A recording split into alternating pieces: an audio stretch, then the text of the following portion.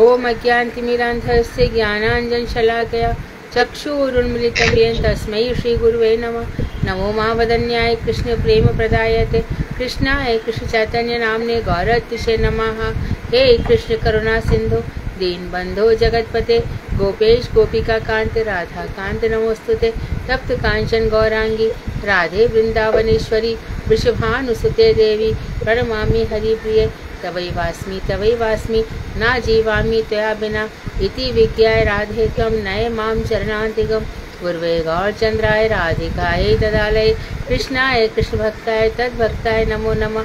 वाञ्छाकल्पतरुश्च कृपा सिन्धुभ्येव च पतितानां पावनेभ्यो वैष्णवेभ्यो नमो नमः।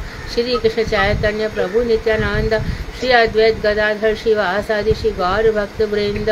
हरे कृष्ण कृष्ण कृष्ण हरे हरे हरे राम राम राम हरे हरे। मैं सर्वप्रथम मध्य गुरु पाद पद्म परमाराध्यतम नित्र भविष्य ओम विष्णुपाद अष्टोत्तर शत श्रीमद भक्ति वेदांत श्री नारायण गोस्वामी महाराज मध्य शिक्षा गुरु पाद पद्म परमाराध्यतम नित्र भविष्य ओम विष्णुपाद अष्टोत्तर शत श्री भक्ति वेदांत श्री वामन गोसाई महाराज के अभय चरणारविंद में अनंत अनंत कोटि दंडवत प्रणाम कर उनकी अति कृपा की वांछा करती हूँ।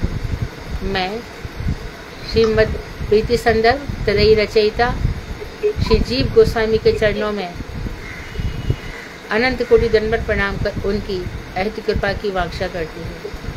मैं सभी वैष्णवों के चरणों में यथायुग बंदन अभिवादन दंडवत प्रणाम करती हूँ।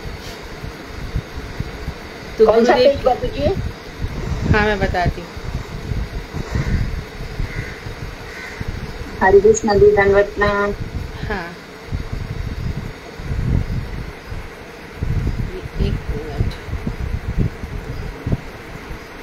दीदी 2 पेज, दूसरा पेज देखती हूँ।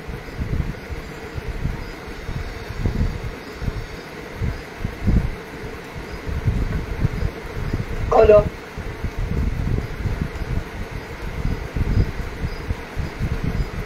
हम चौथा पेज है साजी जी। हाँ चौथा page. Thank you. Page number 4। तो हम भगवान के साथ प्रीति के विषय में बात कर रहे हैं। षट संदर्भ में हमें यह तो बताया गया कि कृष्ण तत्व ही है एक ऐसा जो जानने योग्य है। तत्व तो बहुत है ना संसार में, बहुत से जानने योग्य है, लेकिन इस नश्वर माइक जगत में भगवान श्री कृष्ण ही तत्व वेद्यम वास्तव वही जानने योग्य वास्तव वस्तु है। और भगवान श्री कृष्ण से संबंधित सभी वस्तु है वो हमें जानने योग्य। उनके परिकर, उनकी लीलाएं, उनके रूप, उनके गुण, उनके धाम। भगवान श्री कृष्ण के कौन कौन से धाम है, जैसे वृंदावन है, नवद्वीप अभिन्न वृंदावन है, जिसने उसके सभी पुराणों में और सभी उपनिषदों में नवद्वीप की महिमा बताई गई है। जो यहाँ के दर्शन करता है उसको यहाँ पे आना नहीं पड़ता इस जगत में, क्योंकि श्रीमन महाप्रभु जो भक्त अवतार है उन्होंने वहाँ पे जन्म लिया।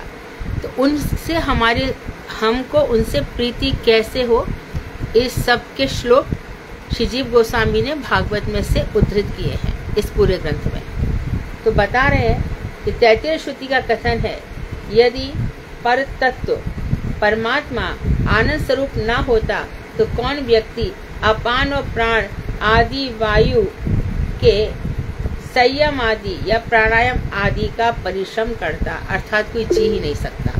बहुत ही गहरी बात कही है। तैत्तिरीय उपनिषद, उसका मंत्र है 271 द्वितीय वल्ली का। तो वहाँ पे बता रहे यदि पर तत्व अर्थात श्री कृष्ण तत्व, यदि ये परमात्मा जो पर तत्व परमात्मा है, supreme personality of God head, जिसको स्वामी प्रभुपाद कहते हैं, परमात्मा आनंद स्वरूप ना होते, रसोई वही साहा, भगवान क्या है, अनंत आनंद स्वरूप है ना। हम कहते सच्चिदानंद, वे सत्य स्वरूप है। अच्छा ठीक बात है। सत्य मतलब क्या, उनकी हमेशा सत्ता है। ऐसा कभी नहीं था अर्जुन जब तुम नहीं थे, और ऐसा कभी नहीं था जब मैं नहीं था। वे सत्य स्वरूप है। और क्या हो गया, वे चित्त स्वरूप है, अर्थात परम चेतन स्वरूप है। उनको हमारे सभी कालों का अनादिकाल से अनादिरादि गोविंदा, तो भगवान अनादिकाल से, तो चित स्वरूप है, परम चेतन स्वरूप है, और तीसरी चीज है आनंद स्वरूप है। तो आनंद भगवान का क्या है? एडजेक्टिव है। तो 3 एडजेक्टिव आए, सत्य स्वरूप, चित स्वरूप, आनंद स्वरूप। भगवान आनंद है, आनंद स्वरूप है। तो इसमें आनंद कोई कहे कि आनंद प्राप्त हुआ, तो कहते कि भैया ये एब्स्ट्रैक्ट नाउन हो सकता है कि आनंद प्राप्त हुआ। हाँ, एब्स्ट्रैक्ट नाउन है, ठीक है, लेकिन यहाँ पर भगवान श्री कृष्ण का एब्स्ट्रैक्ट नाउन के लिए नहीं बल्कि प्रॉपर नाउन के रूप में यूज हुआ है। वे सत्य स्वरूप है, चित स्वरूप है, आनंद स्वरूप है। यदि वे परमात्मा आनंद स्वरूप न होते तो कौन व्यक्ति अपान और प्राण आदि वायु के संयम आदि या प्राणायाम आदि का परिश्रम करता? तो हमारे शरीर में जो प्राण, अपान, व्यान, उदान, समान, ये जो वायु है, 5 प्रकार की वायु है, तो कौन तो इसका संयम, यानी कि इस आनंद तत्व को प्राप्त करके ही हम जी सकते हैं। भगवान हमारे प्राण हैं। अपान वायु किसको कहते हैं? ऊपर जो सारी वायु को समान रूप से रखती है, उसको समान वायु है। उनके कई स्वरूप धर्म है, अनेक। कैसे? उससे श्रुतियां केवल आनंद रूप में प्रदर्शित करती हैं। जैसे सूर्य मंडल और नक्षत्र मंडल का निरूपण केवल ज्योतिर्मय रूप में ही किया जाता है। तो अब जो श्रुतियां है, ये तो सभी श्रुतियां भगवान के विषय में वर्णन कर रही हैं, और जहाँ भगवान के विषय में वर्णन करती हैं तो उन भगवान के विषय में कहती हैं, सुनो, वे केवलानंद स्वरूप हैं, अर्थात वहाँ मात्र मात्र मात्र आनंद ही है और कुछ नहीं है। आनंद ब्रह्मणि व्यजानात्, ब्रह्म को आनंद स्वरूप ही समझना चाहिए। वहाँ पर न शोक है, न मोह है, न दुख है, न दारिद्र्य है, किसी प्रकार की कोई चिंता इत्यादि नहीं है, केवल आनंद स्वरूप है। तो वहाँ पे केवल आनंद स्वरूप में प्रदर्शित करती है श्रुतियाँ। जैसे कि सूर्य मंडल और नक्षत्र मंडल का निरूपण केवल ज्योतिर्मय रूप में ही किया जाता है। तो हम कहेंगे भैया ज्योति स्वरूप कौन है? सूर्य है ना। सूर्य क्या है? ज्योति स्वरूप है। नक्षत्र, तारे ज्योतिमय स्वरूप है। इसी प्रकार से आनंद स्वरूप कौन है? कृष्ण। इस चीज को समझना चाहिए। जब किसी से पूछा जाए कि भैया ज्योति मंडल क्या है, सूर्य है ना, तारे है ना, ऐसे हम बोलेंगे, तो आनंद स्वरूप कौन है? तो हम कहेंगे वो परतत्व श्री कृष्ण, वो मात्र आनंद स्वरूप है। फिर भी उस परतत्व के ज्ञान का संसर्ग जीव में नहीं है, लेकिन जीव उस परतत्व का अंश है। फिर भी उस परतत्व के ज्ञान का संसर्ग जीव में नहीं है। ममी वांशो जीव लोके, जीव मेरा ही अंश है। यदि मेरा अंश है तो उसको भी आनंद स्वरूप होना ही चाहिए। मैं सत्यचित आनंद हूँ तो सत्स्वरूप जीव है, क्योंकि उसकी सत्ता हमेशा है, मेरी सत्ता हमेशा है। जीव की सत्ता को भगवान भी नहीं मार सकते। ना जायते ना मिलियते, ये जो आत्मा है ना उत्पन्न होती है ना मरती है। यह आत्मा कभी नहीं मर सकती, इसको कोई भी नहीं मार सकता। ना क्लिन्नते आपो ना शोषति मारुतः, वर्षा इसको गीला नहीं कर सकती और हवा इसको सुखा नहीं सकती। नैनम छिंदंती शस्त्राणी नैनम दहती पावकः, आग इसको जला नहीं सकती, शस्त्र को काट नहीं सकते। तो भगवान तो मार सकते, भगवान आप भी नहीं मार सकते हो। तो इस प्रकार से जो जीव है सत्य स्वरूप है, अर्थात उसकी सत्ता हमेशा है। चित्त स्वरूप है, चेतन स्वरूप है, लेकिन वो चेतन स्वरूप कब है? जब परमात्मा अर्थात ब्रजा नदी से ऊपर का चिंतन करता है। और जब ब्रजा नदी से नीचे का चिंतन करता है तो जीव का क्या स्वरूप है? मात्र वहाँ दुख है, शोक है, मोह है, डिप्रेशन है, फ्रस्ट्रेशन है और कुछ भी नहीं है। और इसी में वो मर भी जाता है, इन्हीं दुखों को लेकर के। फिर क्या होता है? उसको लगेगा अरे मुझे सुख मिलेगा, फिर अगला जीवन लेकर के आता है। लेकिन जो उसने कर्म किए हुए होते हैं फिर से उसके सामने आ जाते हैं। यही बताया है। तो उसका जो सुख है भगवान के आनंद स्वरूप का, उसका टच भी जीव में नहीं है। परतंत्र श्री भगवान की माया के द्वारा जीव पराभूत या कवलित होकर अपने स्वरूप ज्ञान से रहित हो रहा है। तो ऐसा क्यों? जो परतत्व है उनकी माया ऐसी है। तो उनकी माया जैसे हम काल कवलित हो गया, समय उसको अपना ग्रास बना लेता है। उसी प्रकार भगवान की माया ने जीवों को अपना ग्रास बना रखा है। उमा दारू जोशित की नाई सवई नचावत राम गुसाई, जैसे कठपुतली को मदारी नचाता रहता है, ऐसे भगवान की माया यह सबको नचा रही है। तो भगवान की माया के द्वारा जीव हार जाता है, उसके सामने पराभूत हो जाता है और फिर उसके जाल में फंसकर अपने स्वरूप ज्ञान से रहित हो जाता है। माया का ऐसा जाल फैलता है कि जीव अपना स्वरूप ही भूल जाता है। फिर उस माया से विक्षिप्त होकर वो पागल सही हो जाता है। माया के द्वारा कल्पित देहादि उपाधियों में आविष्ट होने के कारण जीव अनादिकाल से संसार दुख में पूरी तरह जकड़ा हुआ है। इसको बता रहे हैं कि माया के द्वारा कल्पित देह आदि उपाधियों में आविष्ट होकर, ये जो देह इत्यादि कल्पित है मतलब क्या, ये सत्य नहीं है, नश्वर है। तो ये संसार एक स्वप्न है, स्वप्न एक कल्पना है। यहाँ पर कोई किसी का नहीं है, यहाँ कुछ भी स्थिर नहीं है। लेकिन माया के द्वारा हम जो हमारे नहीं है उनको भी अपना मान बैठते हैं। कल्पना है ये, कल्पित उपाधियों द्वारा। ये कल्पित उपाधि क्या होती है? मेरा पति, मेरी पत्नी, मेरा बेटा, मेरी बेटी, ये सब झूठी उपाधियां हैं। या कोई मर गए, हमारे जन्म से पहले ये क्या थे हमारे, और अब हम जब मर जाएंगे तो हमारे क्या रह जाएंगे? कुछ नहीं रहेंगे, उठा करके बाहर करेंगे घर से। तो अपने स्वरूप ज्ञान से रहित हो रहा है जी। माया के द्वारा ये शरीर उपाधियां, देहादि उपाधियां, मामा मामी चाचा चाची, इतना ही नहीं, पंच महाभूत में 84 लाख योनियां भी इसी में आ जाएंगी। इससे आविष्ट होने के कारण जीव अनादिकाल से संसार दुख से पूरी तरह जकड़ा हुआ है।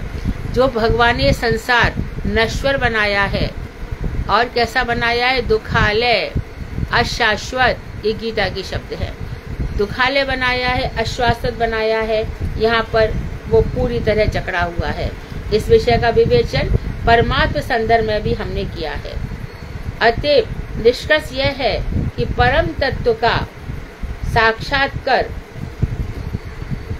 लक्षण में या अनुभूति पूर्वक जो ज्ञान है वही परमानंद की प्राप्ति है। तो बता रहे हैं, अतएव सारांश यह निकला, कंक्लूजन क्या निकला है कि परम तत्व का साक्षात्कार लक्षण में या अनुभूति पूर्वक जो ज्ञान है, तो एक तरह से ज्ञान होता है कि हमने जान लिया, लेकिन विज्ञान नहीं है, उसको एक्सपीरियंस नहीं कर पा रहे हैं, उसको रियलाइज नहीं कर पा रहे हैं, अनुभूति नहीं हो रही है। लेकिन उस परमात्मा की जब अनुभूति होती है तो धीरे धीरे क्या होता है? भगवान की अनुभूति हो गई है उनको, तो क्या हो गया है? उनको ज्ञान आ गया है। ज्ञान हो गया तो क्या हो गया? दिन रात भजन करते हैं तो क्या हो गया? तो जैसे से ज्ञान बढ़ता जा रहा है, संसार से वैराग्य बढ़ता जा रहा है। ये है भगवान की अनुभूति। शास्त्रों में इसको बहुत ऊंची स्थिति कहा गया है, जिसे कहते हैं स्फोटवाद। बहुत कम लोग इस चीज को समझेंगे। ज्ञान की अनुभूति को स्फोटवाद कहते हैं। जैसे कि किसी को भजन का इतना अभ्यास हो जाता है, वो नहीं जप रहा है फिर भी अजप अजप चलता ही जा रहा है, उसके रोम रोम से थोड़ी देर उसकी इधर उधर चर्चा किया, अरे ये क्या किया मैंने, अपने आप को बर्बाद कर लिया, मुझे इस समय अपना नाम बढ़ाना चाहिए था, मैं कहाँ पे फंस गया। और इस तरह से अनवद्य रूप से ये कबीरदास ने, हमारे निर्गुण भी और सगुण सब लोगों ने इस पे बहुत चिंतन किया है। अनवद्य अर्थात वाद्य यंत्र नहीं बज रहे, फिर भी हमारे शरीर की, हमारे हृदय की, हमारे मस्तिष्क की हर तंत्री, हर धड़कन अनवद्य रूप से भगवान श्री कृष्ण का जाप कर रही है। और स्फोट मतलब क्या? स्फुटित हो रही है। 4 प्रकार की वाणी है, परा, पश्यंती, बैखरी और मध्यमा। तो जो पेट से गंभीर रूप से जो निकल रही है, जैसे कि ब्रह्मा जी के मुखारबिंद से निकला ओम, कहा जाता है ओम का उच्चारण करो तो पहले नाभि से करो, नाभि से गंभीर करो। उससे क्या होगा?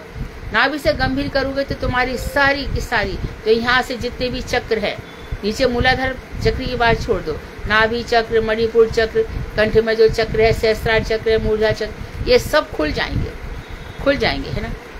तो इसी प्रकार से परावाणी, एक तो वाणी ऐसी है कि यहाँ पे बहुत हमने कहा I am that, I am that, I am his, I am her, ये सब जो चीजें यहीं पे कर्म करके बिरजा नदी के नीचे कर्म भोग करके मर जाती है।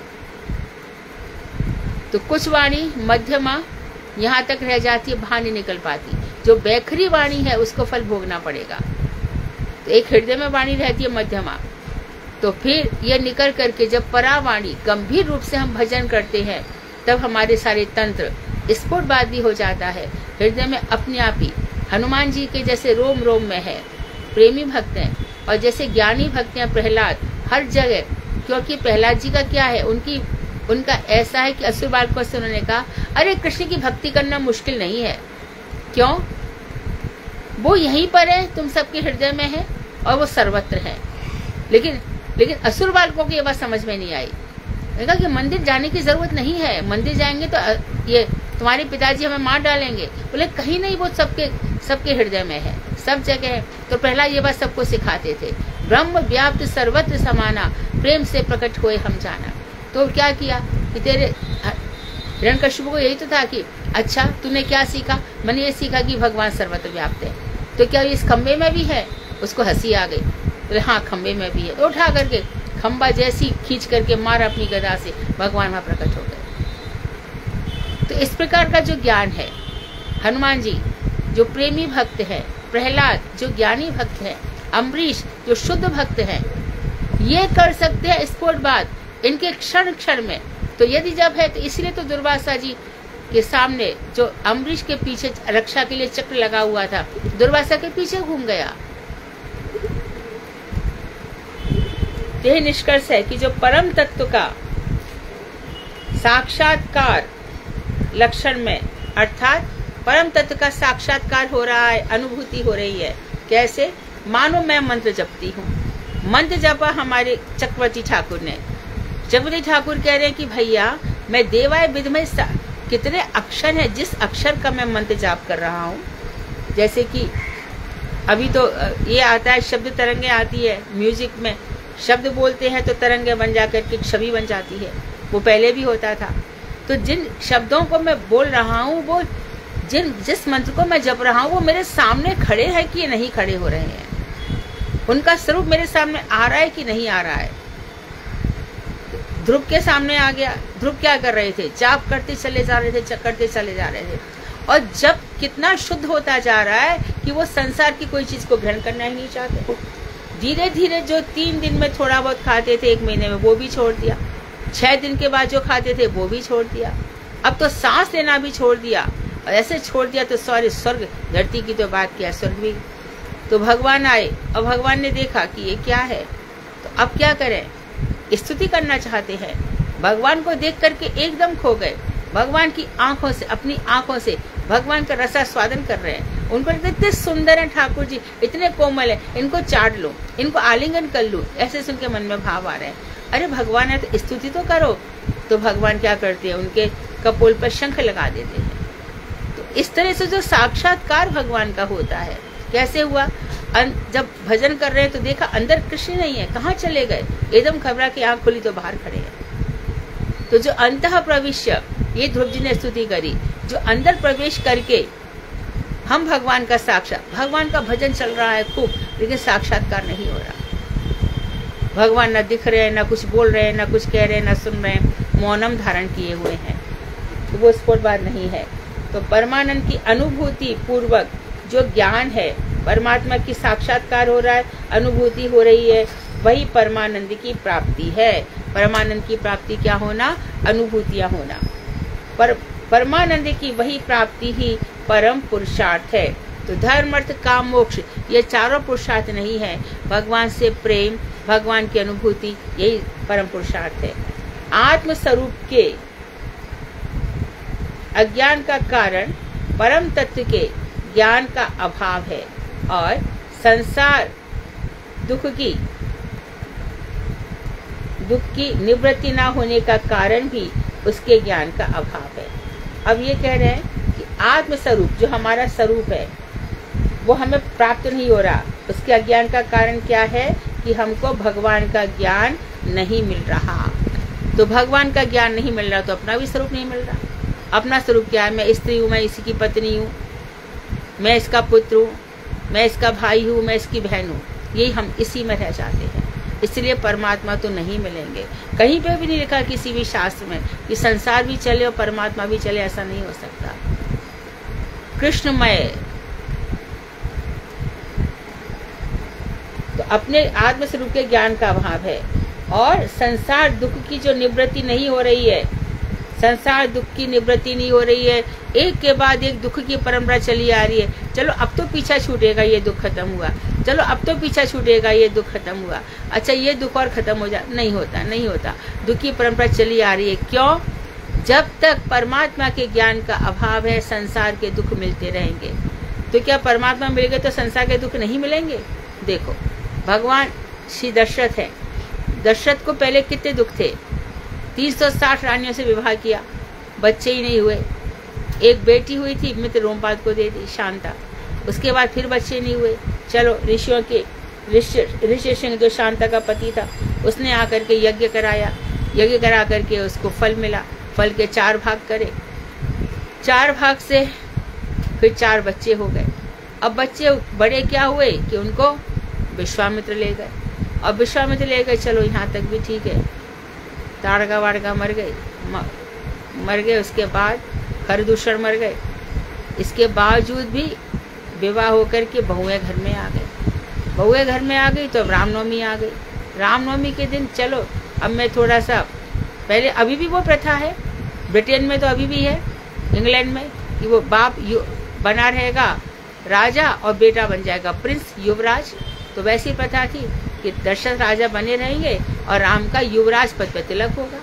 परंतु ये क्या, थोड़ी खुशियाँ आए घर में, उसके पहले ही केकई को भवन में जाकर के बैठ गई।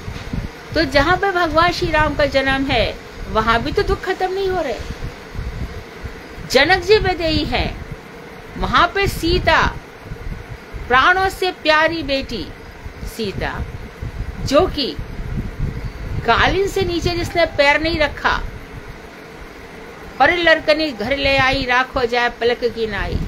दूसरे की लड़की को बहू घर में बना करके ले आओ, उसको जैसे पलक रक्षा करती है वैसे रखो। पर आज का वक्त ऐसा नहीं है, आज का वक्त ऐसा नहीं है। रामचरितमानस के आदर्श भी बदल रहे हैं, है ना। तो यहाँ भी देखो, जनक जी दुख माना क्या, सीता जब चली गई तो शांत बैठे रहे। उस समय जब लक्ष्मण गए हैं वहां पर, भरत जी गए हैं, तो कहा जनक जी न्याय में आपका स्थान बहुत ऊंचा है, आप मेरा न्याय करो, राम को घर वापस लाओ। जनक जी बोले बात करूंगा, कौशल्या से बात करते हैं। तो प्रतिज्ञा की है राम ने, ये अपनी प्रतिज्ञा कभी नहीं तोड़ेगा, ये 14 साल बाद ही घर जाएगा। भरत तुम्ही को जाकर के राज संभालना होगा। और भरत भी कैसे करूंगा, मैं इनकी पादुका ही मेरे ऊपर रहेंगी, पादुका वहन करूंगा। तो ये सब जो आदर्श है, तो भरत जी को रियलाइजेशन है। भरत की जो जन्म पत्री है, वो भृगु जी ने जो भृगु संहिता बनाई, 100 जन्म पत्रियां बनाई, जिसमें प्राय करके सभी जन्म पत्रियां अंतर्भुक्त हो जाती हैं।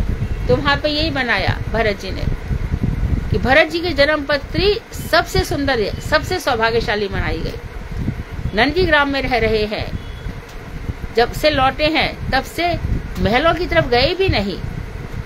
भरत की पत्नी मांडवी भरत का मुख भी नहीं देख पाती है, और ये भगवान का भजन करते हैं।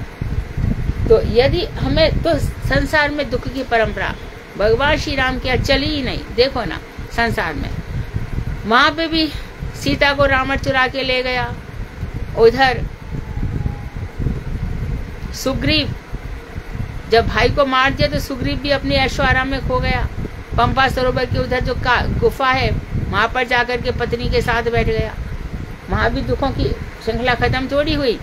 और जब सीता जी को देखो, बार बार अग्नि परीक्षा ले रहे हैं महाराज, रावण के यहाँ से आगे तब ले लो तब भी ठीक है, उसके बाद भी फिर अग्नि परीक्षा, फिर अग्नि परीक्षा, बार बार। और किसी ने कह दिया तो बच्चा हुआ पेट में, तो विचार को घर से निकाल दिया। और राम इधर यज्ञ पे यज्ञ कर रहे हैं, सोने की मूर्तियां बन रही हैं, और सीता जी पति त्यक्ता, पति के द्वारा त्यक्त होकर के, वो तो अच्छा वाल्मीकि का आश्रम है, तो कहाँ जाती, क्या करती। तो इस तरह से दुखों की परंपरा चलती, इनकी निवृत्ति नहीं होने का कारण यही है कि हमें भगवान के ज्ञान का अभाव है। जब हम ये समझ लेंगे कि शोक, दुख, मोह, ये सब भगवान का एक, भगवान की एक कृपा ही है, भगवान के चक्र है जो हमको चला रहा है। लेकिन मरने से पहले मैं भगवान को प्राप्त करूंगी, चाहे कुछ भी हो जाए। खेलने उनको जितना खेल मेरे साथ खेलना है, करने जो उनको करना है, मेरे भजन में कमी नहीं आएगी।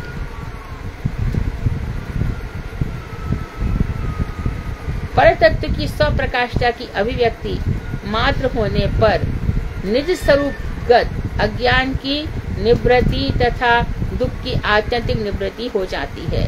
तो क्या होता है, जब परतत्व भगवान श्री कृष्ण जो श्रेष्ठ तत्व है उनकी स्वप्रकाशता की अभिव्यक्ति प्राप्त होने पर, तो इस तरह से देखो हृदय में भी ज्ञान तब आता है, यथा देवे तथा गुरु। शास्त्र में सब कहते हैं जिसकी अपने गुरु में जैसी भगवान में भक्ति है वैसी भक्ति अपने गुरु में होती है, उसके हृदय में सारे अर्थ प्रकाशित हो जाते हैं। अब इसका उदाहरण समझो। कैसे उदाहरण है कि संसार चलता है पिता पुत्र के बल पर, तो घर परिवार चलता है, लेकिन संसार में शिष्य परंपरा चलती है। राम लव कुश का मंदिर है क्या किधर, कहीं बोलो तो।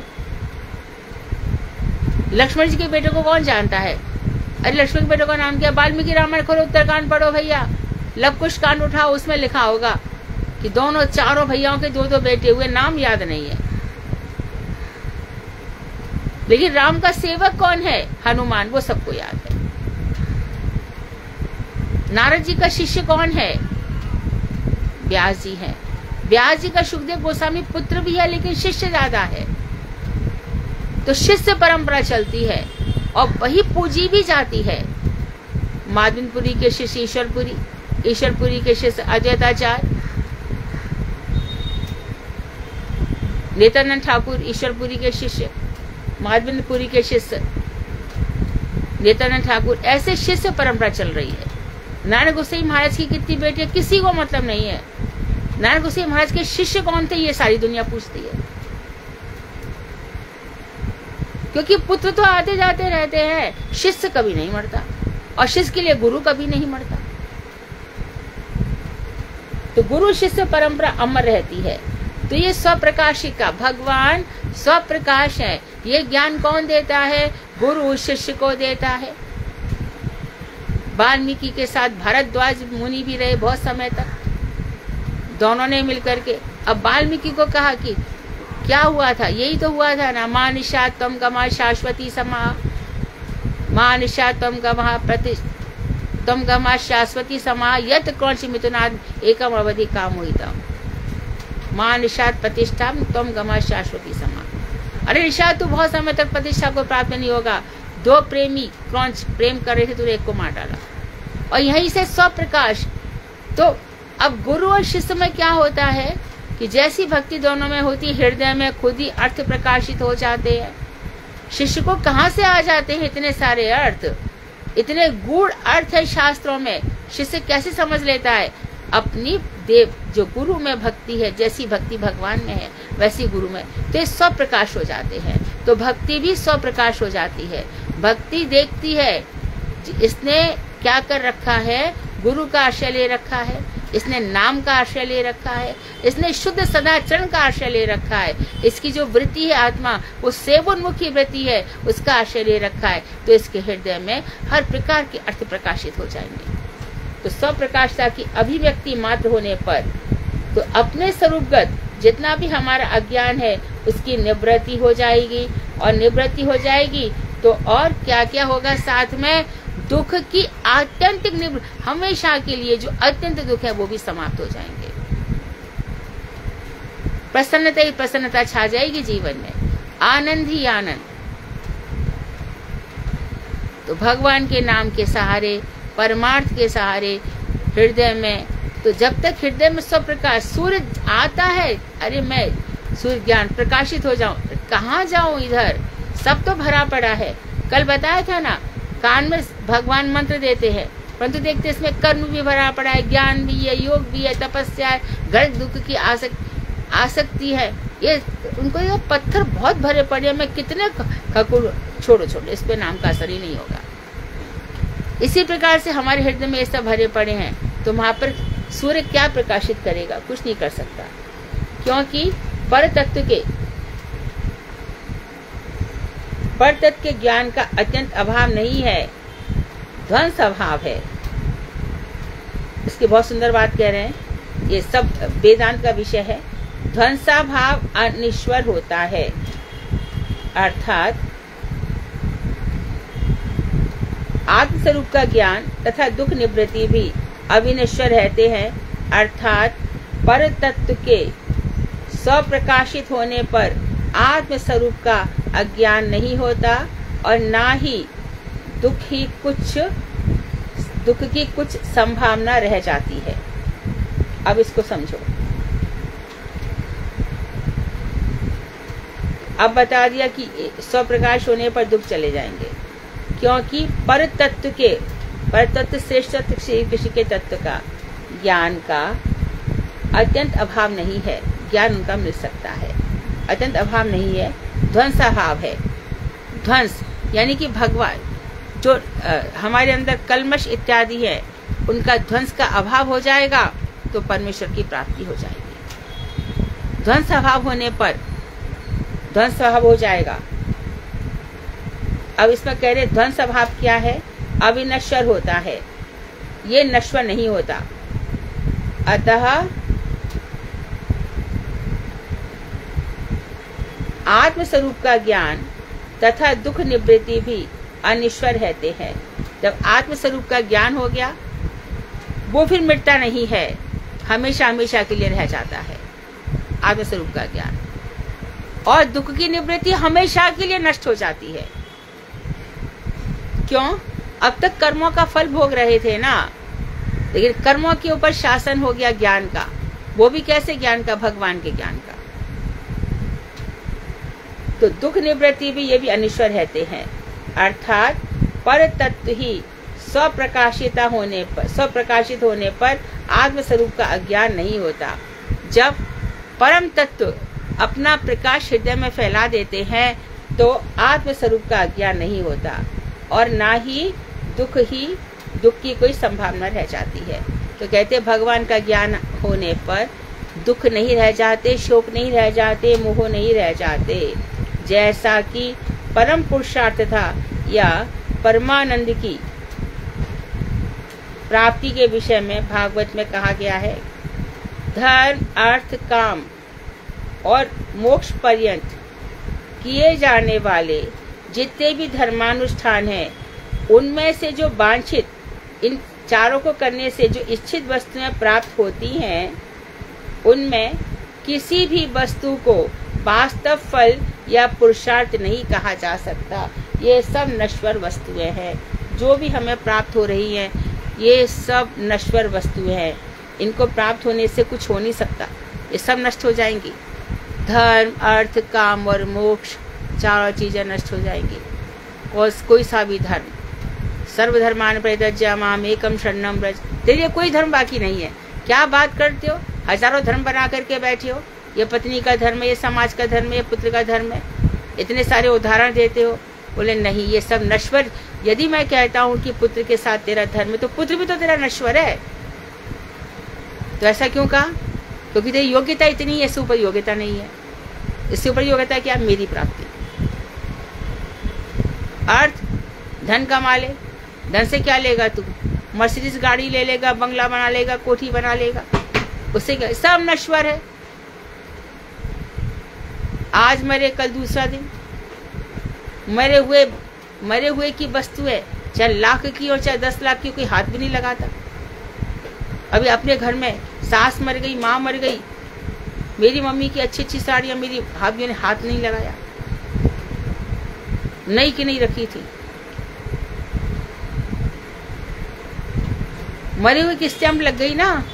और वैसे मरे हुए कुछ कान वो पहन रहा हो, कान में कुंडल, निकालो निकालो निकालो, सब यहाँ पे रहने दो, निकालो उसको सब। कौन निकालता है? निकाल देते हैं ना। ते नश्वर हो गए। कामनाएं और काम दोनों ही, वो सब भी नश्वर। देखते देखते तरुण अवस्था, यौवन नष्ट हो जाता है, वृद्धावस्था आ जाती है, ये सब काम फाम नष्ट हो जाते हैं। मोक्ष, मुक्ति भी कब तक रहेगी? तो मुक्ति जो 4-5 प्रकार की हैं, सालोक्य, सामीप्य, सायुज्य, सारूप और साष्टी, ये वैकुंठ धाम में चली जाती हैं। और वैकुंठ में भी उनकी प्राप्ति से क्या हो गया? कृष्ण तो नहीं मिलते हैं। अब उन मुक्तियों का क्या करें? वहाँ गोप कुमार चले जाते हैं वैकुंठ में, उनको रस नहीं आता। ये चतुर्भुज इतने सारे घूम रहे, इनका मैं करूँ क्या? तो इनकी यहाँ पे शास्त्र में निंदा कही गई है। तो इनको पुरुषार्थ नहीं कहा जा सकता किसी को भी। एकांतिक या अव्यभिचारी धर्म का फल संसार का सुख भोग नहीं स्वीकारा जा सकता। एकांतिक अव्यभिचारी, एकांतिक एक निष्ठ, एक भरोसा, एक बल, एक आस विश्वास, एक राम घनश्याम हित चातक तुलसीदास। जैसे चातक पक्षी घनश्याम बादलों को देखता रहता है, उसी प्रकार से हे राम मैं आप ही को देखता रहता हूँ। अव्यभिचारिणी, व्यभिचारिणी किसको कहते हैं? वेश्या बुद्धि। गीता में वही कहा गया, अरे तू व्यवसायित्मा का बुद्धि रख, निश्चय बुद्धि रख, व्यभिचारिणी मत रख। कभी इस देवता में, कभी उस देवता में, कभी ये चाहिए, कभी वो चाहिए। अरे कब से बुद्धि तेरी भ्रमित हो रही? एक निष्ठ हो जा, एक निष्ठ हो जा, एक मेरी तरफ हो जा। अर्जुन से भगवान कह रहे हैं। तो अभिचारिणी धर्म का फल क्या है? संसार का सुख भोग नहीं स्वीकारा जा सकता। संसार के सुख भोग के लिए दारा सुत लक्ष्मी पापी के भी होए और संत समागम हरि कथा यह दुर्लभ है। शास्त्रों में कहा गया है हरि भक्ति को लाख लाख करोड़ करोड़ रुपया भी हमको देना पड़े तो हरि भक्ति खरीद लो।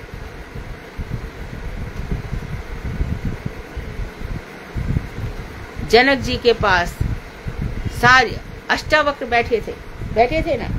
यद्यपि उतने उनका जो अष्टावक्र का ज्ञान है, अष्टावक्र गीता भक्ति के सिरमौर नहीं कही जा सकती, फिर भी वैराग्य तो है ही ना। इसी प्रकार से भर्तृहरि का वैराग्य शतक। क्या है संसार, क्या है संसार में?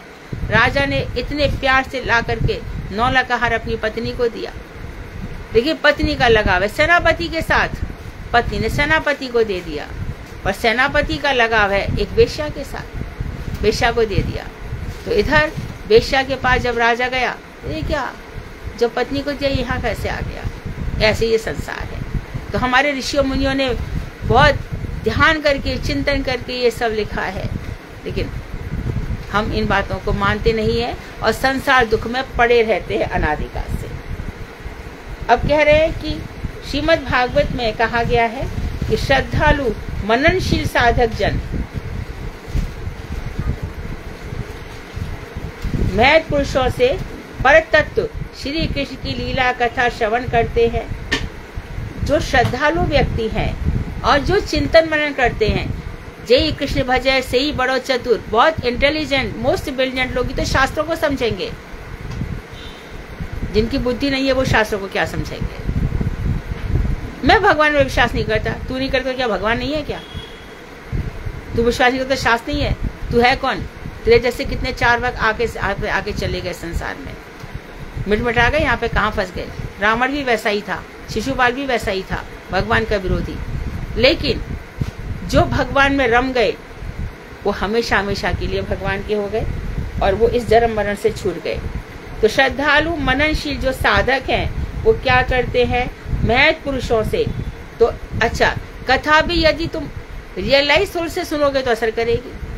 और कथा भी इस विषय से सुन ली, जिसने भजन ही नहीं किया, संसार में मार संसार में फंसा है, और वो बोलेगा भी तो मेरे को कुछ प्रतिष्ठा मिल जाए, कुछ कामना उसकी रहेगी, कथा भी कहेगा।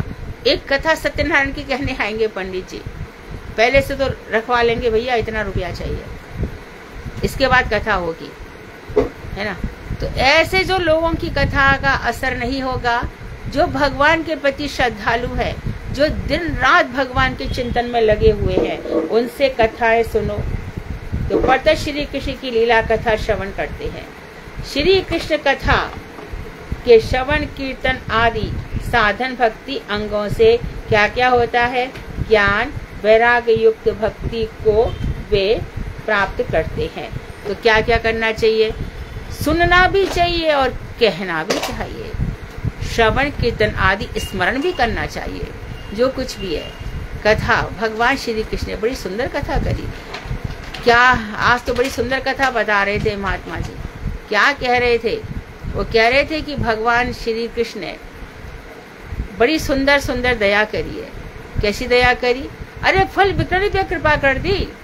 अच्छा, यज्ञ पत्नियां, उन पे बड़ी कृपा कर दी। अच्छा, भीलनियों पे कृपा कर दी। जब उनकी वंशी बस्ती है, आहा, तो बाम बाहु कृत बाम कपोल। युगल गीत सब गाने लग जाती हैं, गोपियां बैठ करके आपस में एक दूसरे से बात बताती है। अरे सखी जब इनकी बंशी बजती, देख कैसे मेघ रक्षा करने चले आते हैं, इन पर तब धूप नहीं पड़ने देते। देख हिरण्या, देख कितनी भाग्यशाली हैं, कृष्ण इनसे कुछ नहीं कहते। जब वो बंशी बजाते हैं तब वो एक टक उनको देखती रहती हैं। देख गांव के बच्चों को देख,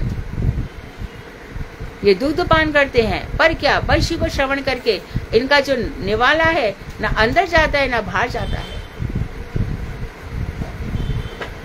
आकाश इन पर किस तरह से इनकी रक्षा कर रहे हैं। तो इस तरह से जो युगल गीत है, दो दो गोपियां मिलकर के आपस में वर्णन करती हैं। भक्त इन्हीं को सुनकर के आश्चर्यचकित हो जाता है, मैं अपने जीवन में क्या कर रहा हूं। तो ये लोग श्रवण कीर्तन आदि, श्रवण कीर्तन स्मरण, इसमें धाम सेवन भी आ जाएगा। वृंदावन जाना, वृंदावन जा करके फिर वृंदावन का सिरमौर क्या है? गोवर्धन।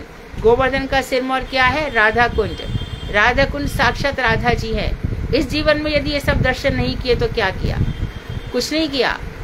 ये जो आंखें, ये हाथ, नाक, कान, पैर सब इसी के लिए दिए भगवान ने कि उनके दर्शन किए जाए। वे सब भक्ति के अंग हैं।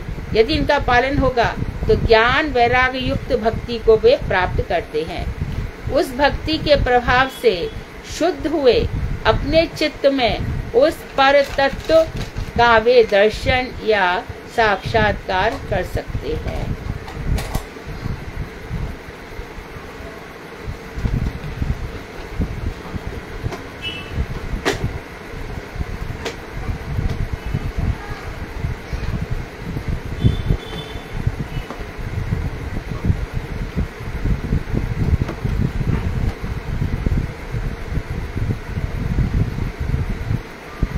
जो पढ़ाया था उसी को फिर से कह रहे हैं कि जो पर तत्व है वो अपरिसीमित, उसकी सीमा नहीं होती है, नित्य परमानंद स्वरूप होता है। तो श्री कृष्ण कैसे हैं? आनंद की कोई अवधि नहीं होती कि बस इतना ही मिलेगा। अरे आनंद ही आनंद है। सागर में गोते खाओ, कितना नीचे सागर, अरे क्या पता कितना नीचे, मैं तो डूब रहा था। तो वहां कितना आनंद है पता ही नहीं। वहां तो सब नाच रहे थे, गा रहे थे, कितना कब तक मालूम नहीं, रात को 11-12 बजे तक चला होगा। हम तो आनंद में, फिर क्या किया? आनंद में डूबे हम तो बैठ के, फिर रात को हम भी कीर्तन करने बैठ गए, नाम जप करने बैठ गए। तो उसकी कोई सीमा नहीं है पर तत्व की। नित्य परमानंद, आनंद ही नहीं परमानंद स्वरूप है। तभी तो उसकी प्राप्ति के लिए बड़े बड़े मुनिजन, योगी जन प्राणायाम आदि के अनुष्ठान करते हैं। योगी जन ध्यान करते हैं। रेचक, पूरक, कुंभक, अरे सुनो ऐसा करो, रेचक करो, प्राण खींचो, हरे कृष्णा, फिर अंदर ही रखो हरे कृष्णा, फिर छोड़ दो। जितनी भी बुरी चीजें, संसार की फालतू चीजें हटाओ, ये सब हटाओ। खाली हाथ आया हूँ, खाली हाथ जाऊंगा, बहुत बढ़िया ऐसे। अरे नहीं भैया, नाती पोते ये सब तो मेरे कुछ नहीं है, मर के देख, 1 मिनट में बाहर करेंगे। मत मन लगा इनमें, शोक मोह से रहित हो जाओ। तो जो इसकी प्राप्ति के लिए बड़े बड़े मुनिजन, योगी जन प्राणायाम आदि के अनुष्ठान करते हैं।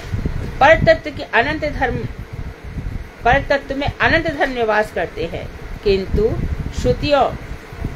श्रुतियों ने उसे केवल आनंद स्वरूप धर्म विशिष्ट कहकर वर्णन किया है। पर तत्व में अनंत धर्म है। कौन सा धर्म नहीं है पर तत्व में? सब है उनके अंदर। वो तो धर्म स्वरूप ही है, सारे अंदर है।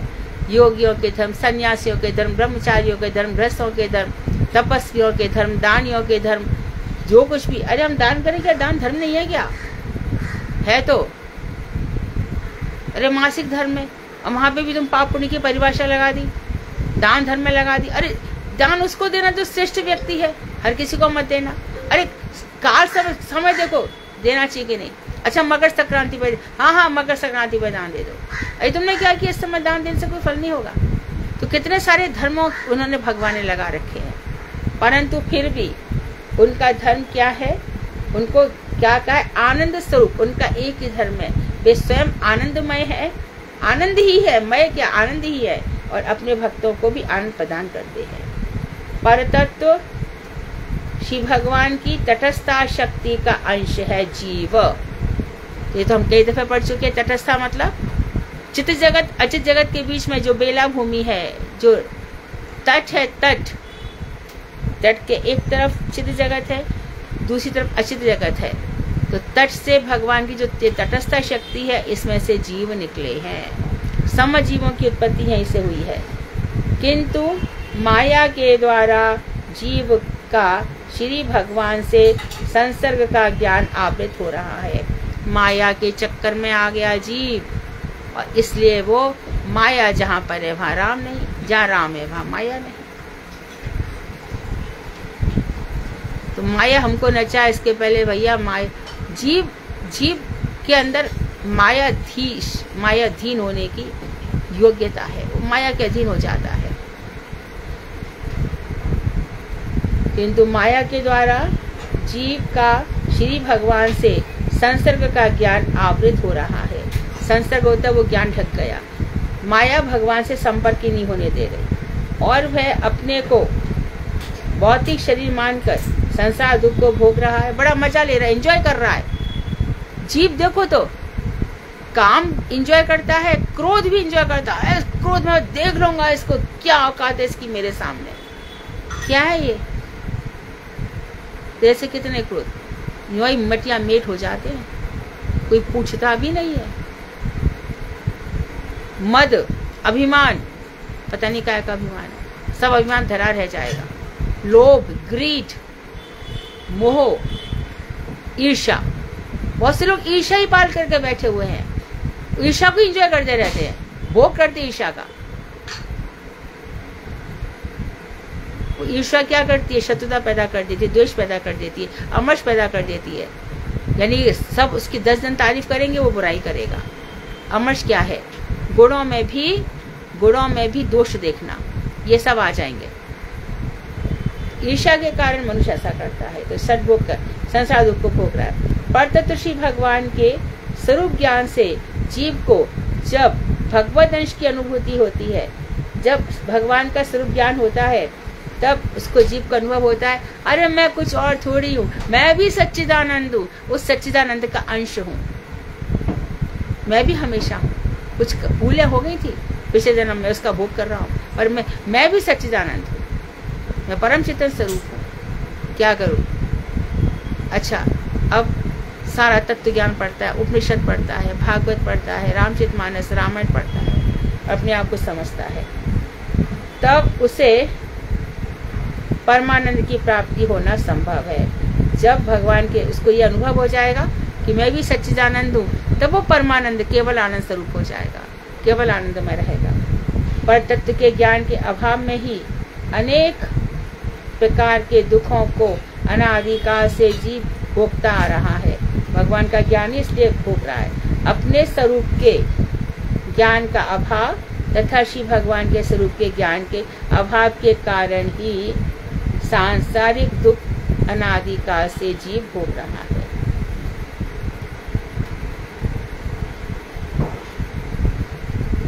इसी को थोड़ा सा डिटेल में कह रहे हैं। पर तत्व के ज्ञान का अभाव ऐसा अभाव नहीं है कि दूर ही ना हो। श्री भगवान स्वयं प्रकाश है। उनकी कृपा से जब उनकी अनुभूति या साक्षात्कार प्राप्त होता है, उनके ज्ञान का अभाव अनायासी नष्ट हो जाता है। जब भगवान का साक्षात्कार होता है, सूर्य के उदित होने पर अपने को देखने के लिए तथा अंधकार को दूर करने के लिए कुछ प्रयत्न नहीं करने पड़ते। सूर्य ज्ञान उदित हो गया, भगवान समझ में आ गए, सूर्य उदित हो गया, सब कुछ दिखाई पड़ने लग गया। इसी प्रकार पर तत्व के ज्ञान का अभाव ध्वंस अभाव रूप है, इसको बता रहे हैं। अर्थात जैसे घड़े के टूट जाने पर फिर वह घड़ा बन नहीं सकता, उसी प्रकार एक बार भगवत कृपा से जीव स्वरूप का ज्ञान होने पर फिर मैं भगवत अंश हूँ, ये जीव स्वरूप के ज्ञान का अभाव पैदा नहीं होता। एक दफे उसको ज्ञान हो गया, फिर उसका ध्वंस अभाव पैदा नहीं होता। जैसे कि घड़ा टूट गया, लेकिन अब घड़ा नहीं बनेगा। इसी प्रकार से मैं भगवत अंश हूँ, फिर मेरे अंदर अज्ञान आ ही नहीं सकता एक बार आ जाने से। और पर तत्व या श्री भगवत स्वरूप के ज्ञान के अभाव के कारण होने वाले दुखों को भी वह सदा के लिए निवृत्ति हो जाती है। परतत्व परमानंद स्वरूप है, उसके साक्षात्कार या अनुभव में परमानंद की स्वाभाविक प्राप्ति होती है। और इसी बातों को हम ये वाला पेज पूरा कर देते हैं। धर्म काम हम पहले पढ़ाई दिया, ये तीनों पुरुषार्थ अति तुच्छ तथा क्षणिक सुख देने वाले हैं। मोक्ष भी जीव का वास्तविक पुरुषार्थ या अविष्ट वस्तु नहीं स्वीकारा जा सकता। मोक्ष को भी अविष्ट मतलब मनचाही वस्तु है तत्व जिज्ञासा। वास्तविक वस्तु क्या है? तत्व के ज्ञान। अथा तो ब्रह्म जिज्ञासा, ये धर्म अर्थ काम मोक्ष समाप्त। अब मुझे बताओ ब्रह्म क्या है? मैं सब कुछ छोड़ करके आ गया, सब, अब ब्रह्म बताओ। ये तत्व जिज्ञासा, यही वास्तविक जिज्ञासा है। तो जीव का पुरुषार्थ अविष्ट वस्तु नहीं। तत्व जिज्ञासु श्रद्धालु व्यक्ति जब महत्व पुरुष श्री गुरु आदि से परतत्व श्री कृष्ण तत्व की जिज्ञासा करता है तो उसे महत जन श्री कृष्ण नाम रूप गुण लीला कथाओं का श्रवण कराते हैं। जब जीव सचमुच, तो जीव जिस तरह से आता है ना, तो गुरु के अंदर वो प्रतिफलित होता है कि ये जीव कैसा है। अब जैसे कि हमारे गुरुदेव ले लो नारायण गोसाई महाराज, सबको उन्होंने सब काम ही दिए ना। किसी को कहा भी मठ निर्माण कर लो, किसी को कहा कि ग्रंथ रच दो, किसी ने कहा जब तुम जाके वहाँ रसोई संभालो, देखो जन्माष्टमी का तुम यहाँ पे सब पैम्पलेट वगैरह बनवा दो, देखो बाहर जा करके वहाँ पे कितने लोग हैं, अरे तुम रजिस्टर में लिखो कौन कौन से। तो जिसकी जैसी योग्यता रहती है गुरु जी उसको वैसा ही। तो इसी प्रकार से जब जीव आकर के बैठता है ना, तब उसी का हृदय, जो गुरु है उसका हृदय उस प्रतिफलित हो जाता है, रिफ्लेक्ट हो जाता है, तब उसको ज्ञान दिया जाता है। और वैसे भी एक बात तो ये है, दूसरा सूर्य चमकता है, पर मिट्टी के ढेर में सूर्य क्या करेगा? और जहाँ पे पोटेंसी होगी तो वहाँ पे ग्रोथ हो जाएगी, जीव पेड़ पौधे उग जाएंगे। यहाँ पे वही बात कह रहे हैं। श्री गुरुदेव से परतत्व श्री कृष्ण की जिज्ञासा करता है तो वो से क्या करते हैं? ऐसे महजन भगवान के गुण रूप लीला नाम के विषय बताते हैं। उस श्रवण आदि के प्रभाव से जीव का ज्ञान, भगवत ज्ञान तथा संसार से वैराग्य उत्पन्न हो जाता है। संसार फिर फीका फीका लगने लगता है। श्रवण कीर्तन आदि साधन भक्ति के अंगों का अनुष्ठान करते करते साधक का चित्त शुद्ध हो जाता है। फिर जैसे कथाएं सुनता है और फिर कीर्तन करता है कथाओं को। चलो आज श्रीमद् भगवद गीता का पढ़ लें, चलो आज गोपी गीत पढ़ लें, चलो आज युगल गीत पढ़ लें, चलो आज प्रथम अध्याय पढ़ लें। तो देखे देवभूति कपिल संवाद में क्या हुआ, महाराज चित्रकेतु को कैसे वैराग्य हुआ, चलो आज पढ़ लेते। तो इतनी सी कथाओं से उसका मन फिर शुद्ध होता चला जाता है। शुद्ध चित्त में स्वयं प्रकाश श्री कृष्ण स्वतः आविर्भाव होते हैं। फिर भगवान श्री कृष्ण आ जाते हैं। निर्मल मंजन सोए मोहे पावा, मोहे कपट छल छिद्र नहीं भावा। उनका साक्षात्कार तथा अनुभव करके साधक उनके अनुपम माधुर्य का आस्वादन करता है। फिर भगवान कितने मधुर हैं, फिर उसमें क्या वल्लभाचार्य लिख देंगे, अधरम मधुरम बदरम मधुरम मधुराधिपते रखिलम मधुरम। उनके माधुर्य का दर्शन होता है, अनुभव होता है, वह फिर परमानंद रूप परम पुरुषार्थ को प्राप्त कर लेता है। तो अब आगे का नेक्स्ट क्लास में वांछा कल्पतरुभ्यश्च कृपा सिंधु बेवच पतितानां पावनेभ्यो वैष्णवेभ्यो